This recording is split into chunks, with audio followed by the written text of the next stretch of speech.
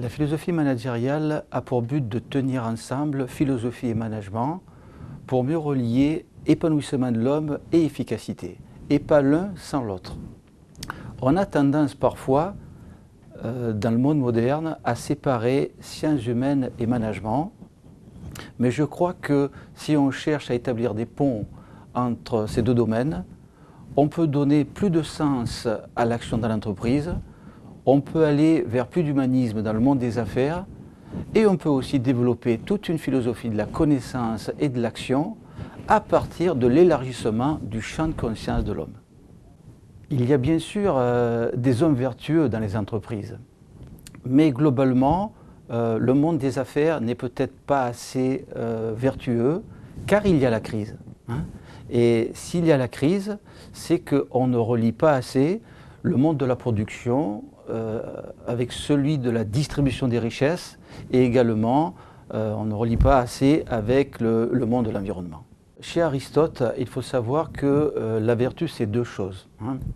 C'est d'une part l'éthique au sens de ethos, c'est-à-dire une réflexion sur une conduite responsable, c'est-à-dire à l'extérieur.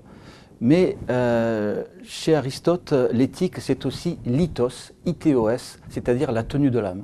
C'est-à-dire que pour lui, il est bon aussi d'apprendre à se connaître et à se remettre en question. C'est-à-dire faire tout un travail à l'intérieur.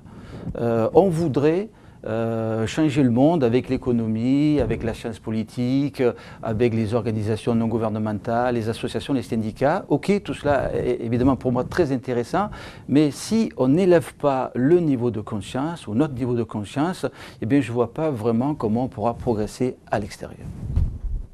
La philosophie et la religion recherchent toutes deux en fait l'amour-sagesse. En ce sens, elles ne peuvent que dénoncer ce qu'on appelle la financiarisation de l'économie ou la dérive de l'économisme. Or, la finance doit rester un outil au service de l'économie qui est elle-même au service du politique, alors que la finance, parfois, est au service d'elle-même.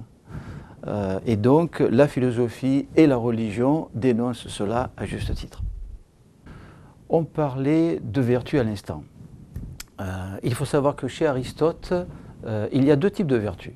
Il y a tout d'abord les vertus morales, au rang desquelles le courage, la tempérance ou l'amitié par exemple, et il y a les vertus intellectuelles, et là on peut citer la prudence et la sagesse. Eh bien je crois qu'il dirait aux Grecs, vous avez manqué de prudence parce que vous avez vécu largement au-dessus de vos moyens, depuis 10 ou 20 ans au moins, et je crois qu'il leur dirait aussi, vous avez manqué de sagesse parce qu'il y a chez vous un niveau de corruption assez élevé.